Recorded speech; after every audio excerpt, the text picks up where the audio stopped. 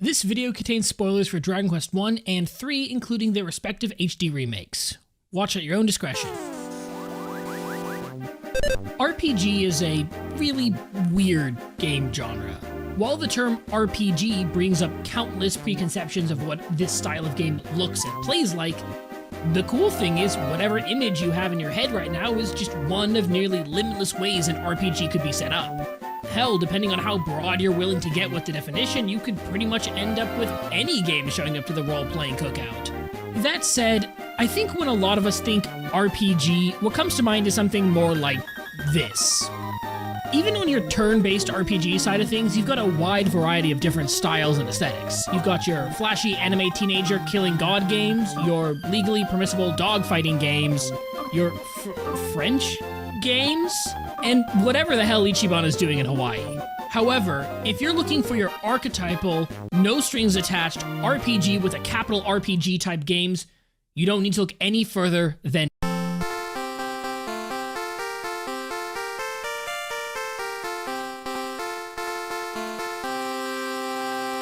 Square Enix Dragon Quest prides itself on being as vanilla as it comes. None of that magitech, time travel, secret advanced ancient civilization, here's a gun that's actually a sword stuff. Just traditional medieval fantasy settings. Swords and sorcery, lords and castles, save the princess, find the blade of legend, defeat the king of evil, and a regular fry and a Diet Coke. Yeah, sounds right. What, him? Hypocrisy aside, there's something about this series' commitment to straightforward, evergreen design that gives every game this classic feeling. And what better game to unravel this feeling than the one that set the bar for every entry that followed it? A standard that each subsequent game would raise higher and higher. The start of a legend. Our story begins with a bankruptcy. Okay, well, an almost bankruptcy. In 1982, Yasuhiro Fukushima almost bankrupted his real estate company, Eidanshu Boshu Service Center, trying to turn into a nationwide franchise. Understandably shaken, Fukushima decided that maybe real estate wasn't the right call and pivoted to an entirely different industry, video games. And with that, the Enix Corporation was born. With his game company in play, now all he needed was people to make the game. And what better way to do that than host a game design competition? Introducing the Enix Game Hobby Program Contest. Winners will take home 1 million yen and a trip to the US to visit Apple Fest 83. Wow. Oh, would you look at that? We've got our winners. Kazura Morita, Koichi Nakamura, and Shonen Jump column writer and man of the hour, Yuji Horii, who took home a win thanks to his tennis game.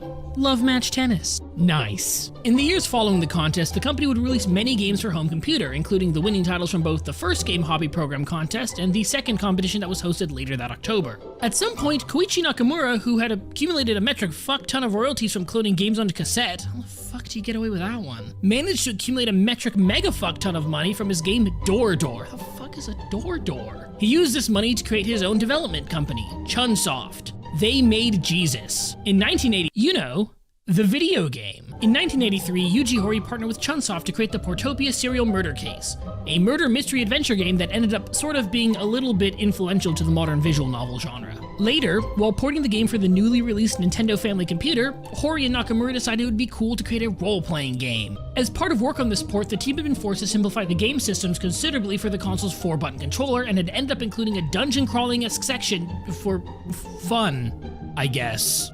Inspired by Ultima's overworld map and Wizardry's first-person combat and stat progression, the two decided to adapt their work on Portopia's port to their soon-to-be game, Dragon Quest. Development formally began in 1985, with the team choosing the comparatively more affordable Famicom over a PC release. During this time, Horii was still working freelance with Shonen Jump, writing for its Famicom Shinken section. The column's creator and Horii's friend, Kazuhiko Torishima, offhandedly heard about the project and decided it would be an excellent opportunity to farm some gamer cred. Taking advantage of his role as an editor, Torishima assigned one Akira Toriyama to serve as the game's chief illustrator. Yeah, no big deal, just get the fucking Dragon Ball guy to do the art for your game!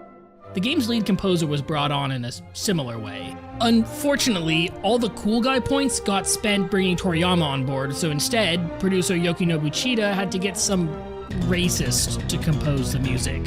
Alright, look, The Dragon Quest franchise's soundtrack is one of its most iconic features, and it is really good, and I'm gonna be using it as backing when discussing the games, but we're not gonna ignore how much of a bigoted shitstain Koichi Sugiyama was. For those curious how awful he was, he famously held the belief that what Japan did to China during World War II was, quote, not that big a deal. And if you're not up to speed on what Japan was doing in China during World War II, look up Nanking, and then read this Wikipedia article for one of the things they did.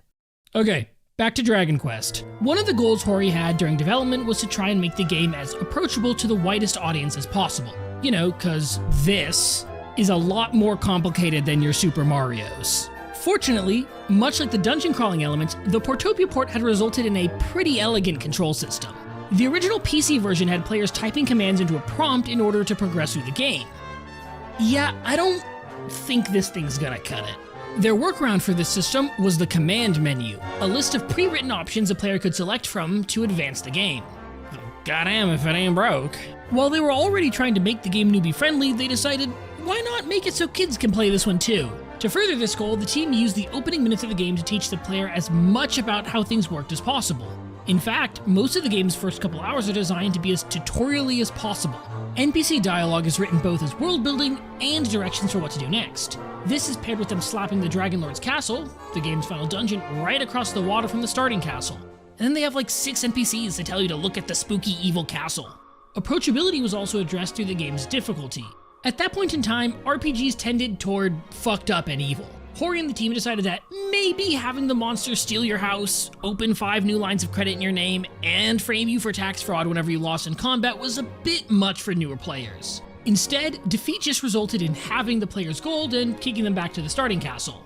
Encounters in the game were also pretty simple, mostly due to memory limitations, and had the player fighting 1v1 battles with monsters. To incentivize battling and not just running away from everything, the team lowered the amount of XP needed to reach level 2 from 20 points to just 7, which is like a really cool teaching tool. I mean, I hope this quick XP curve sticks around for the whole game. Dragon Quest is a very honest RPG. Everything from the story to the combat is straightforward and easy to understand. From the jump, the king establishes that you are the descendant of the ancient hero Erdrick, who once defeated an evil fiend using a divine ball of light, bringing peace to the land. Recently, the villainous Dragon Lord has stolen the orb and plunged the land back into darkness. Now you gotta go out, get said ball of light, stop the Dragon Lord, and save the world. Straightforward enough. Now, in order to leave the throne room, you have to walk over to the chests, use the search command to find a magic key, walk over to the door, use the door command to unlock it, and then go over to the stairs and use the stairs command to go down to the ground floor. Maybe a little bit less straightforward. Look, it is a really good tutorial for the game systems, it's just really old. I mean, the whole game is. It came out in 1986. And that's not to say there's anything wrong with that. I know people really like playing older RPGs. It's just not really the version I'd recommend to someone wanting to play Dragon Quest I for the first time. That honor goes to the 2004 mobile remaster. This game has been re-released a ton over the years. Each subsequent version refined systems, redid the sprite work, and brought in quality of life improvements from the other entries that had been released thus far. And the most refined port of the game was released for phones in 2004. This version features sprites in the style of the Super Famicom releases of Dragon Quest III and VI. It also boasts a streamlined command menu and updated combat. This version would get a worldwide release in 2014 for Android and iOS following the Japanese release in 2013. Now, there is technically a newer version of the game that released in 2017 for PS4, exclusively in Japan, and then worldwide for Switch in 2019, but like, it's so ugly looking. What the hell is wrong with character sprites? They don't match the overworld, and then during combat, the monsters are illustrations instead of sprites, and the menus use this super sterile-looking font. It's an art direction disaster, and no amount of Chimera Wing and Zoom Fix will convince me to play it. Anyways, where were we? Ah, yes, Tantagel Castle. Huh? Oh, yeah, I am planning to use mobile footage for the rest of the section. The opening of the 2004 port is almost identical to the original games, save for a guard that stops us to explain how to use the mobile port's controls. Down in the castle, we learn how distressed the citizens are by the Dragon Lord and that the Princess Gwaelin has been kidnapped. The first thing you'll notice when you leave the castle is that you've been had. Your first objective in this game is to level grind so you don't die the second you step into the next area. In fact, that's like the entire game. Just lore and leveling. You just move from one town to the next, grinding until you're strong enough to move on again. At level 5, you head to the Shrine of Erdrick to learn about the 3 key quest items: the Mark of Erdrick, Sunstone, and Staff of Rain. Then you grind a bit more. Next you go east to the town of Cole to find the Fairy Flute, and then grind some more. Once you're high enough level, you head south through the Quagmire Cave to reach Rimuldar. Here you can buy magic keys that are used to open all the locked doors throughout the worlds, but you can only hold 6 at a time. Then you get back to grinding. At level 10, you find the Sunstone with a sage in the basement of Castle Tantagel, then head west towards Galenholm. Instead of leveling here, you go to an optional dungeon to get some better gear and, you guessed it, grind levels. In Galenholm, we fight to the bottom of Galen's tomb to collect the Lyre of Ire, a cursed harp that summons monsters when played. This is used to grind for money by fighting gold golems south of Rimuldar. We take the lyre north to the Shrine of Rain, where we give it to a sage for the Staff of Rain. Then grind up to level 12 to finally take on the first boss, the Green Dragon, and save the princess. We carry her back to the castle, and she declares her undying love for the hero. This will not be addressed again until the end of the game. Level grind a little bit more, then head all the way south and around east toward the city of Cantlin. Here we face the second boss, the Golem. Playing the Fairy Flute puts the thing to sleep and allows us to pretty easily defeat it. Outside Cantlin, we grind for another several hours until we reach level 16 and are able to afford the Silver Shield and Fireblade. We head south into this awful poison swamp to dig up the Mark of Erdrick, then head back towards Tantagel, stopping in the desert to fight an optional boss in Domdara. The Night Aberrant is pretty tough, but susceptible to fizzle, which prevents it from casting magic. Beating it nets us the legendary Erdrick's armor, which gives us protection from poison tiles and heals you as you walk. We next make our way all the way over to Rimuldar, then south to the Sanctum to combine the Sunstone and Staff of Rain into the Rainbow Drop. This allows us to create a bridge into the Dragon Lord's castle. Then we grind enemies inside the castle. Once we're roughly level 19, we fight our way down through all 7 floors of the final dungeon, bringing us face to face with the Dragon Lord. He offers us half the world, and we offer to reduce him to half a guy. And the battle begins. This fight is pretty much just HP management. Hit him until you get low, then heal. Repeat until he turns into a giant dragon, then repeat until dead. And with that, the world is saved and peace is restored. When we return to Tantagel Castle, the king thanks us for saving everyone, and then the hero announces that he will travel far away to establish his own kingdom. Cool. The princess says she loves the hero, and the two set off on a new journey. The end. Now, I know that probably felt like a super cursory summary of events, but there really isn't a whole lot more going on. While the NPCs in each town are more than happy to offer you bits of lore, flavor, and gossip, there isn't much of an ongoing story besides the main quest. Aside from the long periods of grinding, the only narrative that exists is your personal journey to finish the game. There's a sort of simple honesty to this game, no plot twists or mix-ups, just exactly what the game says in its opening minutes, and a lot of grinding. Like 80% of a 9 to 10 hour playtime amount of grinding. And I imagine this is perfectly satisfying for a lot of people. To a degree, this is fine for me too. Okay, I did get really bored during the last few grinding sessions, but I'd still give it like a fine on my scale. But like, what if it could be better? What if it could be more? During the Dragon Quest 35th anniversary livestream, Square Enix announced something unexpected.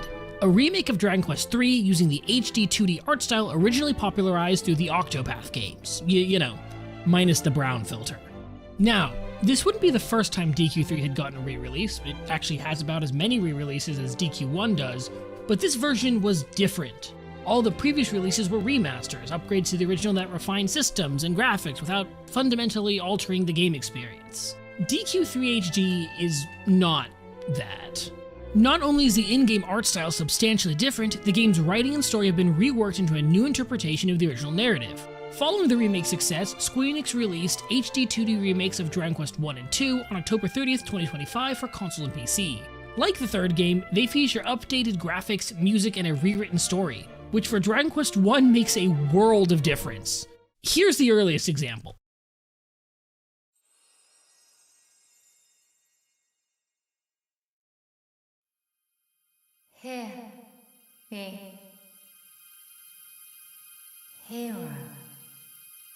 Can you hear me? They put entire cutscenes in this game. That's crazy! Instead of random lore through dialogue, we've got a full narrative presentation now, with voice acting! Instead of just starting the game in the castle, we're shown the hero being a hero and earning himself an audience with the king. Like, they didn't have to give us that little opening bit, but they did. And it ends up being important to the overall story. These 3 soldiers aren't just one-off characters, they come back a lot for the first half of the game. They're like, actually the reason for one of the game's major quests. What the hell, man? And they're not the only recurring characters. As a bit, the game introduces these 4 wannabe heroes around the time you're tasked with visiting the Shrine of Erdrick. These cornballs are a slight reference to the heroes party from Dragon Quest III, featuring a warrior, mage, priest, and martial artist, and serve the purpose of not being the real heroes. You race them to the bottom of the shrine to find a hint about Erdrick's mythic power, and upon finding out that the treasure is just, find my 3 magic items, and be courageous, they leave, kinda bummed. And you'd think that'd just be the end of these bozos. No! These guys hang out in Galenholm for the rest of the game and get evolving dialogue as the story continues. Then there's this bard named Zalen, who you meet pretty early on, and the guy has like this whole side quest that plays out over the course of the entire game, where he relearns his love for music and finds a new purpose for his compositions. They didn't need to just add a bunch of new side characters throughout the game, but they did. And it makes the individual stories and overall narrative so much better. Speaking of narratives, did I get around to mentioning how good this game's story is? Like, okay, it's not a super masterpiece of writing, but considering the original practically didn't have an actual narrative, it's a massive improvement. There's a single line said by an NPC in Tantagel Castletown in the original game. "Thou art of the bloodline of mighty Erdrick, thou sayest. Hast thou proof?" This random line feels like a throwaway in the original script, like, bro, of course I'm the hero of prophecy. The king said so. DQ1HD makes that single line the new through line for the whole game. Like, why should people believe you're the hero? Just because you say so? Because some strange voice from beyond said so? Like, nobody should just assume some dude claiming to be the hero actually is without proof. Like, that's how we end up with those 4 wannabe heroes from the Shrine of Erdrick. And so we spend the majority of the game proving we're a hero, not through words, but through our actions.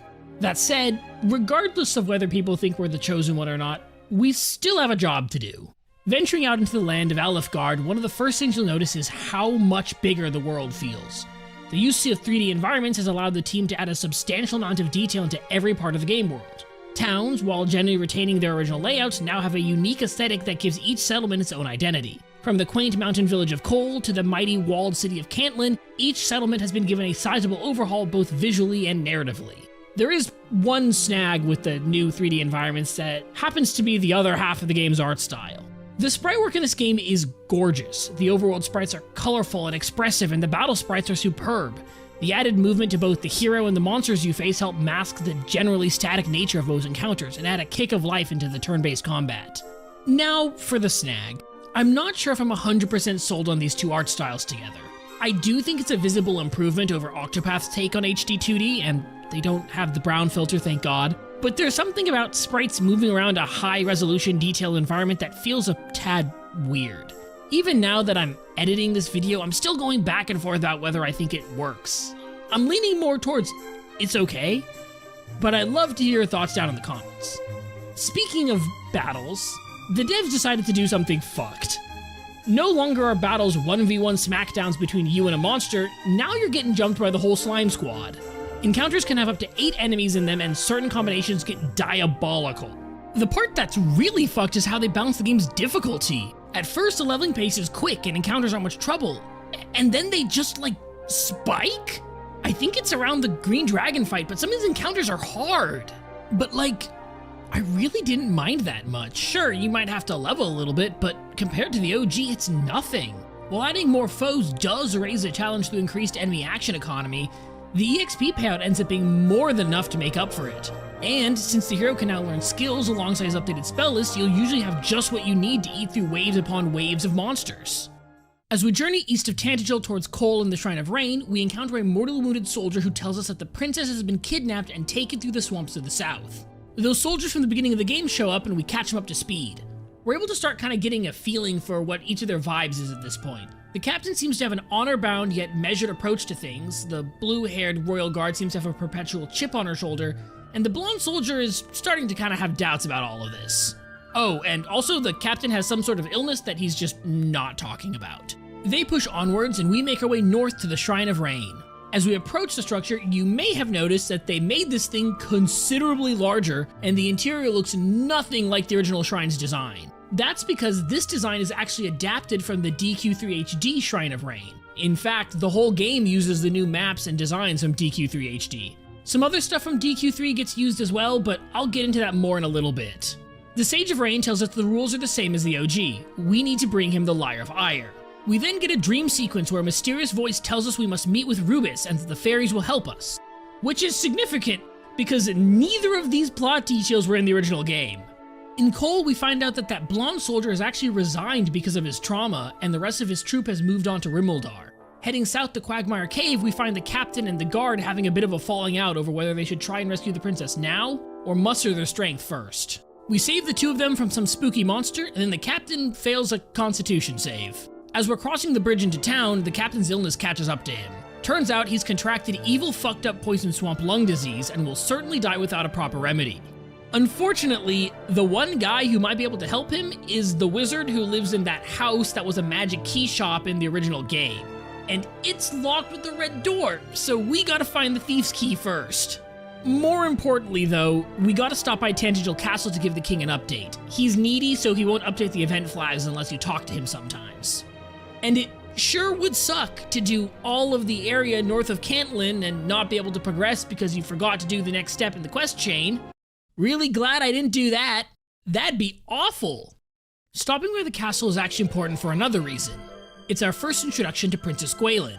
In the original game, she's literally just a trophy to be saved and won, but in the remake, she's blessed with the ability to hear Rubis and channel her divine power. Unfortunately, she received a world-altering prophecy from Rubis, which made her a prime target for kidnapping by the Dragon Lord. She was also trying to take the Sphere of Light to somewhere safer, which makes her getting captured extra awkward. This is a pretty cool cutscene and does a ton for both Gwaelin and the Dragon Lord's characterization. Yeah, we're giving the main antagonist a character in this game. What about it? We also learn why the Royal Guard is so bent out of shape. She's been carrying the guilt of failing the princess ever since. Okay, now we gotta do the Craggy Cave quest, which is mandatory in this game. This dickwad stole the thieves' key, then overnight, someone else stole it from him, now we're gonna go and steal it from that guy. Walk through the dungeon I already cleared out on accident. Oh shit, is that iconic recurring Dragon Quest NPC/enemy Robin Hood? The hell are you doing here? Okay, so it turns out this one's just a chill viber, so we'll just let him and his lads hang out. They do ask us to go find their friend who got lost though. Ugh, fine. Oh, bro's getting roughed up by a weird wizard. Ugh. We also run into these two gay fairies who ask us to help them find their boss so we can give Rubis a call. Robin gives us the thief's key, and now we can go back to Rimuldar to unlock the magic key shop. So funnily enough, the magic key is actually a minor plot point in the DQ3 remake, so instead of just buying them, now there's this old guy who's trying to recreate it. The writers actually make a joke about the original game's keys, with the guy saying all his attempts to copy the magic key end up falling apart after one use. He also knows a magic cure-all potion that can save someone from evil fucked up poison swamp lung disease. Catch is, he's just too locked in on this magic key thing and he won't waste any time helping us with our potion. So we volunteer to go get his dwarf boyfriend back so they can finish the damn thing. Off we go, down into the cave. Arriving at the home of the dwarves, we learn that our guy has also contracted evil fucked up poison swamp lung disease. I mean, I guess it's a two birds, one stone situation. As it just so happens, the fairies know how to create a cure for poison swamp lung disease, so we just go and pay them a visit. Almost immediately, the fairy chief overseer tries to throw us out, but those nice lesbians from earlier vouch for us. Not so fortunately, the cure for poison swamp lung disease is, sunup syrup? So you guys can just make us some and save the dwarf craftsman, right? Right? Only the boss knows, and she's been missing for a while. Cool. They let us spend the night, and we have a dream of Princess Gwaelin being subjected to the Itachi infinite kills your parents genjutsu. One thing I really appreciate about this game is just how willing the writers are to just kind of do some dark stuff sometimes. After that harrowing experience, the ingredients we need are revealed to us in a dream. Off we go to the secret garden. We collect the glimmer grass and wake robin, and also this weird seed from a rotting fruit. Ew. We return to the village just in time to fend off a group of monsters that have begun invading, and as thanks, the fairies agree to make us our sun-up syrup. Overseer still isn't super sold and kind of accuses us of wanting to hoard those weird, gross seeds for ourselves. I literally don't know what I would use these for. You can have them. Finally, we swing by the dwarves' cave and Rimmeldar to administer the cures, to varied emotional responses. As a reward, we receive the princess's necklace from the royal guard and magic key from the warlock and his boyfriend. Okay, like, I know compared to the original, there was literally nothing, but I'm still floored by how solid this simple chain of events is. It's a questline that starts with the very first pair of cutscenes in the game and manages to be crucial to setting up, like, everything for the rest of the narrative. Where it really kicks off, though, is this moment here. A gripe I have with a lot of fantasy is when acts of heroism are dictated by nobility. Dragon Quest especially is kind of bad about letting the hero just do the right thing and usually ties their righteousness up in some convoluted quest for some local monarch. Sometimes, though, we're able to just do something, help someone, just because it's the right thing to do. This is one of those moments. Seeing a person in need, we set off to find a way to help that person, in this case a cure for a magical malady. Our first lead, the Warlock of Doorlocks, lives in a building locked by a red door opened by the thief's key. Rumors and gossip lead us to the craggy cave where we meet both Robin Hood and the fairies as well as one of the Dragon Lord's minions. This dungeon not only nets us the key, but also introduces the fairies and sets up their plan to summon Rubus, their boss's disappearance, and tasks us with finding the dwarves' cave. It also gives us our first look at the cruelty of the BBEG's forces. This dungeon alone is doing a ton of heavy plot lifting, and we're not even halfway through the chain yet. The key lets us meet the Warlock of Doorlocks, presenting us with an actual tangible reward for our effort, the magic key, while being another force directing us towards the dwarves. In the caves, we meet the dwarves and learn that the fairies might have a cure for the swamp disease. While this area isn't as important yet, introducing it early encourages players to keep it in the back of their minds. Similarly, the fairy force is an even more important location. Its role right now is to introduce Overseer and establish the dynamic the fairies have with each other and the hero, while also fleshing out the characters of Arm Twister and Daydreamer. For being brand new to this remake, the fairies play a pivotal role in the overarching story, and need ample time for us to get to know and care about them and their struggles. The Nightmare cutscene with Gwaelin isn't just for show and pulls double duty by continuing to escalate the monstrosity of the enemy forces while also giving Gwaelin some much needed character. As I've been saying, if a character is going to stick around, it's best to start building up as soon as your narrative allows. After being given the ingredients list in a dream, we enter the home stretch of the quest chain. Now, getting the ingredients is mostly just an excuse to set up the monster incursion in the fairy village, which also ramps up the threat level of the Dragon Lord's army. Defeating the fiends cements a positive relationship with the fairies, gets us our sun-up syrup, and sets up the next quest to help the fairies summon Rubus. Helping the sick dwarf not only gets us our next key, but also has the unintended side effect of bolstering our reputation with the dwarves. And finally, we get the best reward of all, character payoff. Gwaelin's guard has been quick to anger, aggressive, and generally standoffish since we first met her at the beginning of the game. Her failure at protecting the princess forced her father out of retirement to restore their family's name, and every moment traveling with him is a reminder of her shortcomings. Furthermore, every time we've stepped in to save her has only served to reaffirm her impotence as a warrior. Her father falling ill was the final straw that sent her spiraling down a brooding pit of self-loathing. And yet, seeing the hero continue to fight to save her father, never giving up hope for an instant, breaks her out of her stupor and restores her resolve. Now, in a more based script, this would be a moment where she joins our party in the fight against evil. I suppose we'll just have to settle for character arc payoff instead. This fucking quest took the game from appetizer to full course meal, Jesus! And the whole thing is like this. Dragon Quest 1 went from a pretty mindless grindfest to a full-blown fantasy epic. We got stakes, we got arcs. There's like a real story here now, it's awesome. Magic key in hand, we make for Tantagel Castle's basement. We gotta grab that sunstone, and no, it can't be later. Next, Quagmire Cave. We end up pulled into the princess's illusionary dream and almost fall for the classic evil fake dream princess trick, but Gwaelin phases in and manages to banish the mirage with divine magic. This alerts the dragon. With the dragon defeated, we return Gwaelin's necklace to prove we're not secretly evil. She tells us a sacred message she was kidnapped over, and we scoop her up to get the fuck out of here. Oh, and okay, there was a spy. In earlier versions of the game, this would be when we would take the princess back to Tantagel. Fortunately, this game is cool and based, and Gwaelin has been promoted to Deuteragonist. Now that Gwaelin's traveling with us, the story's been changed. She's got new dialogue, and pretty much every cutscene throughout the entire game's been altered to account for her presence. Once we visit the fairy village, she actually gets a special mechanic in combat, allowing her to augment our spells and abilities under certain conditions. Speaking of which, the fairies let us know that they've begun creating the 5 sigils that embody nature, and they could really use our help gathering objects with natural power. They stand out a little bit. Our search takes us to the Weirdwood, a new area that blocks our path to Cantlin and is covered in this evil illusion fog. Fortunately...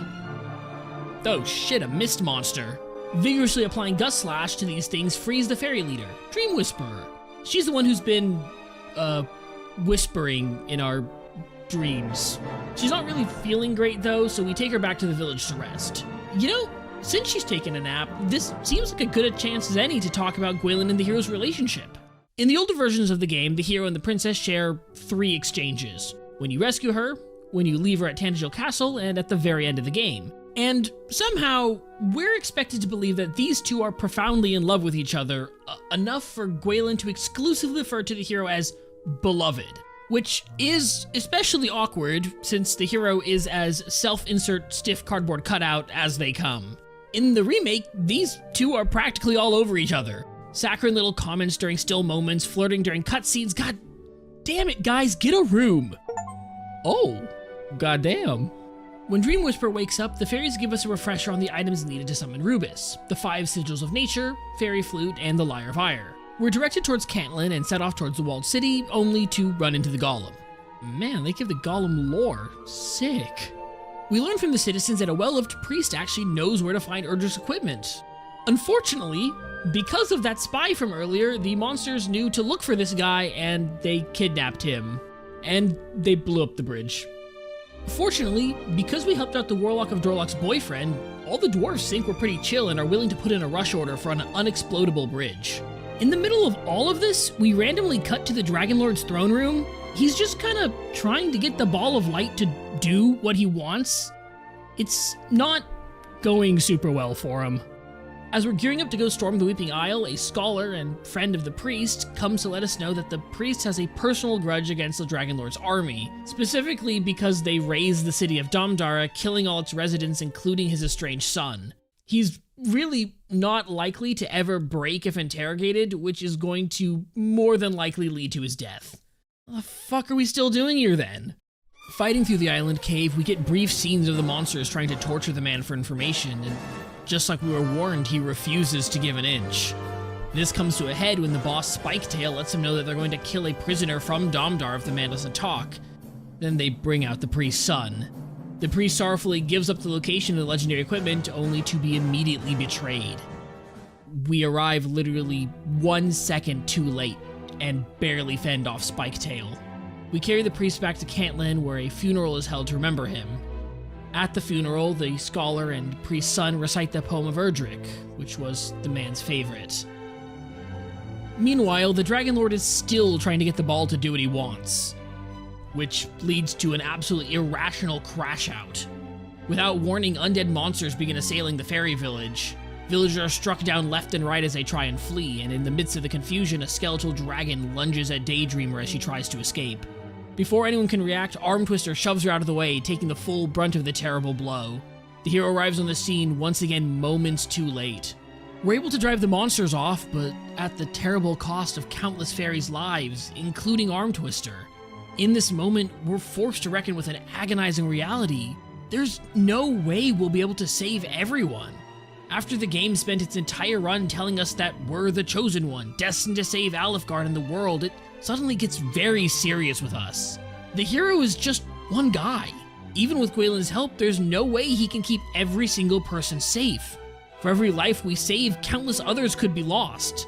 This escalation of tensions is a perfect way to kick off the final act of the game, while also letting the player know that all named characters are on the table now, significantly raising the pressure. The game immediately takes advantage of this when we arrive in Cole, only to find monsters invading here too. The traumatized soldier from the beginning of the game is protecting his family from the attacking fiends, only to be suddenly attacked by Spiketail. And I'll be honest, the change of tone might have been working a little bit too well because I unironically thought he had just died here. Spiketail is defeated, and we find the soldier has not only survived, but found a newfound resolve to protect those he cares about. Similarly, when we arrive in Galenholm, we learn that Robin Hood, his gang, and the wannabe heroes succeeded in a team-up to drive off the invading monsters. Witnessing how much the hero has struggled towards a better future has inspired them to contribute whatever strength they have to fight against the Dragon Lord. While they're far from the power that we wield, they swear that with their strength combined, they'll protect the village, so there will be at least one place we don't have to worry about keeping safe. It's honestly excellent juxtaposition, presenting the horror and cruelty of the Dragonlord's forces as a nearly inescapable fact of the world frames our antagonist as a titanic figure. And yet, it's in the little places, the unstoried corners of the world where strength lies. In the heart of every individual lives a sleeping courage to stand up against villainy and fight for good. The shadow cast by the Dragonlord is immense at this point of the story, but it's only in that darkness that the light of hope can shine brightest. You know, now that we have the ultimate key from Spiketail, it might be a good time to start gathering that legendary equipment. We'll start off in Damdara fighting the Knight Aberrant. Its kit has been substantially upgraded, but it's also much easier to cheese it now using the level 1 skill Cop Out. Next we zoom to the Weeping Isle to collect Erdrick's shield, and then back to Galenholm to investigate that too.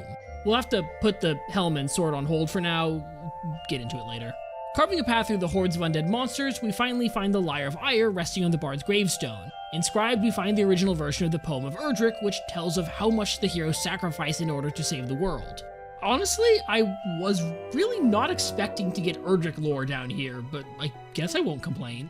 Look, we're almost to that thing I was talking about, just a little bit longer.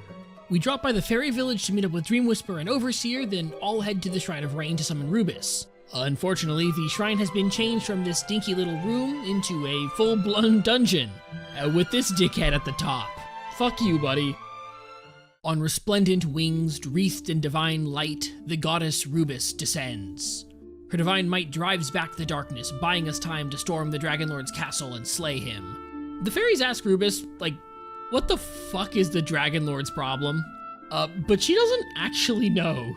It's not explicitly stated in this game, but the Dragonlord is a direct descendant to the Dragon Queen, one of the original divine protectors of the world. It's unclear how he fell to darkness, but Rubus would like to see his soul redeemed if possible, and requests that we vanquish him so that he cannot be further corrupted by darkness. Which is plot that is not in this game. Later. Almost there. Before returning to the land, Rubus imparts a blessing upon Gwaelin and the fairies, enhancing their divine powers. This allows the princess to cast Buff and Remid heal during combat, as well as augment our Giga Slash and Gefrizz into powerful super attacks. She can also sense the presence of the Mark of Erdrick far to the south. The fairies, on the other hand, got a Discord server? We nab the Staff of Rain and sprint over to the Shrine of Spirit, which is like a whole new location? One of the Dragonlord's lieutenants, Armageddon, is squatting here. Anyways, check out this bird. Now that we have the 3 key items, we can make our way to the Sanctum so the sage there can combine them into the Rainbow Drop. Finally, we can take down Dragonlord. But first, let's address the Dragon Quest III shaped elephant in the room. Spoilers for DQ3 incoming, use the chapters if you need them. During the climax of Zaelin's quest chain, y'all remember Zaelin, right? Doesn't matter. Basically, we're tasked with finding a place of great significance to Erdrick so we can help inspire the bard. But nobody else was alive at that point, so we approach the fairies, specifically Dream Whisperer, for help. She takes us to this tiny island west of Alefgard and informs us that this was the place where the hero first arrived. She also tells us about how after defeating Zoma, the hero returned here and offered a silent, teary prayer to the heavens. You may have noticed that I've been deliberately calling attention to every connection DQ1 HD has to DQ3's story, world, and characters. In an unexpected change, Dragon Quest I HD is a sequel to Dragon Quest III HD. For those unaware, the first 3 Dragon Quest games are a connected narrative known as the Erdrick Trilogy. Dragon Quest introduced the world, some of the mythology, and presented a central antagonist for the hero to defeat. Dragon Quest II vastly expanded the world beyond Alefgard while building upon the established story and lore, ultimately leading to a conclusion to the story of Erdrick's line. Dragon Quest III is where things got a little funky. For 3/4 of the game's run, DQ3 doesn't seem to have any connection to the previous games, instead waiting to reveal that it's a direct prequel to the previous 2 entries at the very final stretch of the games. And the reveal that you've been playing as the legendary Erdrick the whole time until the literal last cutscene. Now, whether or not this is successful from a narrative perspective is a conversation for another video, but the initial reveal of DQ3 being a prequel to DQ1 was pretty crazy at the time. Now though, the game's connections are pretty common knowledge and have led to 2 commonly accepted play orders for people trying to get into the trilogy: release and chronological. Both make a lot of sense, and both offer a slightly different reading of the overarching narrative and help influence how the twist towards the end of 3 directly impacts the player. Now, at the end of the day, it is still up to the player to decide how they'd like to experience the trilogy. But the remakes make this a little more complicated. Zalin's quest chain has the most explicit reference to 3, directly name-dropping the final boss and giving us interiority for the game's protagonist. But the entirety of DQ1 HD is riddled with references to the events of the 3rd game. The fairies and dwarves, new addition to the remake, not only talk about the hero, but in some cases, Overseer and Dream Whisperer, have had direct interactions with Erdrick. The Shrine of Rain and Sanctum of Spirit, originally just locations to collect MacGuffins, have been turned into large, intricate structures and, in the case of the shrine, a large dungeon. Both are locations significant to DQ3's story and have retained that importance in DQ1's remake.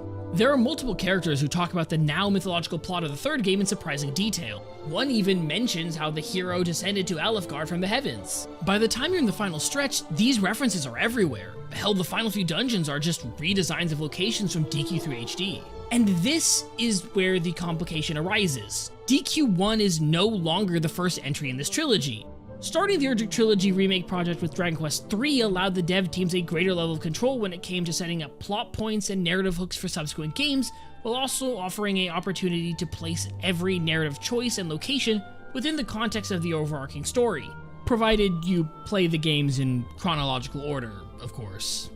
Again, how well this works for the games as a complete package is a subject for another time, but for Dragon Quest I on its own, it's left the game feeling sort of open? Playing through DQ1 HD felt a bit like starting a novel in the middle. The number of characters alluding to events from a game I had never played left me wondering if I'd made a mistake in starting the remakes with DQ1. And then the true ending, yes, it does have one of those, left me feeling like the game wasn't fully done. Which I suppose is not the worst, since DQ2 came bundled with the first game's remake. Look, none of this ruins the game experience. I really enjoyed playing it, but it really changes how you're expected to engage with this story. There's now this unspoken expectation that you already know what happened in the previous game and you know where everything is on the map. Again, you're able to play through the game on its own, no problem. I just always sort of felt like I was missing out a little bit. This was unfounded, but again, another video. We collect the hero's helm, then make our way west of Rimuldar to the cliffs overlooking the Dragon Lord's castle. Holding the rainbow drop aloft, a brilliant bridge of light springs forth. Within the castle, a dark voice chides the Dragon Lord for his persistence with the sphere of light, before pointing out our arrival. The castle's layout is largely just a ruined version of DQ3 HD's final dungeon, but you can still sort of see the ghost of the original DQ1 design present throughout. We make our way down into the depths, then back up through these central stairs, finally finding ourselves face to face with Erdrick's sword. Oh damn, we get a different sprite when we have the whole set equipped. Cool. Back down we go. Finally, we stand before the King of Evil, Dragon Lord. Once again, he offers us half the world, and once again, we offer to turn him into half a guy. This fight is much more strategic than the original release. Having a larger ability pool will do that to an MF. Dragon Lord can now cast debuff and status spells alongside his regular offense magic, and he has multiple actions per— Nah, this motherfucker has Disruptive Wave. Bastard Monster Kings get the bird. And now he's the big dragon. And now he can fucking cast healing spells? No. Dragon Slash time. In all seriousness, this final battle is leagues better than the original encounter. Massive props to the dev team. Oh shit, bro's trying to go into phase 3. Sit your ass down, buddy. We tear the sphere of light from Dragon Lord's death grip and use it to purge the darkness from the land. We carry Gwaelin back to Tangential, where the king throws us a banquet to celebrate our victory. Because we allowed the game to be cool and base and travel with the princess for the whole adventure, we actually get to see the true ending. The hero and princess meet on the roof of the castle, as if summoned by something. Suddenly, Rubus speaks, thanking them for saving the land, but warns of an evil presence somewhere in the world. The two swear they will do everything they can to ensure that courageous souls will endure into the future and offer the goddess the 5 sigils as a gift to the next generation of heroes. The next day, Gwaelin and the hero set forth, Spear of Light in hand, towards a new adventure. And that was Dragon Quest I HD. Oh wait, there's a post-credit scene. Hey look, it's that dude from DQ2. And that was Dragon Quest I HD. This was by far one of the best remakes I've ever had the pleasure of playing. The updated story and reworked gameplay made a game I dreaded playing again into some of the most fun I've had with an RPG in a while. It takes a lot of work to remake a game, even more to do it well. But to do it well and try something new? Taking the time to introduce and flesh out brand new characters does wonders to bring the world of Alefgard to life. And putting in the time and effort to make the hero and princess feel like real people was a welcome choice that breaks with the completely silent nature of so many other RPG heroes. While the art direction still feels a little mismatched, both halves are gorgeous and make the world of DQ1 come to life in a way I would have never thought possible. And that story, man. Elevating the most skeletal of fantasy stories into a narrative that can proudly stand tall alongside the rest of the Dragon Quest franchise is an incredible triumph. While it's not the most complex of narratives, the game still manages to present an engaging and dramatic story that perfectly complements the adventure's brief nature. Additionally, its new role in the overarching Erdrick Trilogy gives Dragon Quest I new life as a crucial connecting thread between the beloved third game and the originally oft-forgotten second entry. This game has more than earned itself a superb rating. I'm planning to explore how the remakes change and enhance the Erdrick Trilogy at a later date, but for now, I highly recommend checking out the Dragon Quest remakes if you're a fan of classic RPG games. Though, you might want to consider starting with the third game's remake. It's still really good, so there's nothing to worry about there. Welcome to the end of the video. This project took a lot longer than planned, but I'm still really proud of how it ended up. I'm really excited to cover the other 2 games in the trilogy, though the play order might be a little bit weird. It'll also probably take a bit to get all the videos scripted, recorded, edited, that stuff. I have finished getting the footage for 3HD, so I'm making okay time, but it's still a bit far off.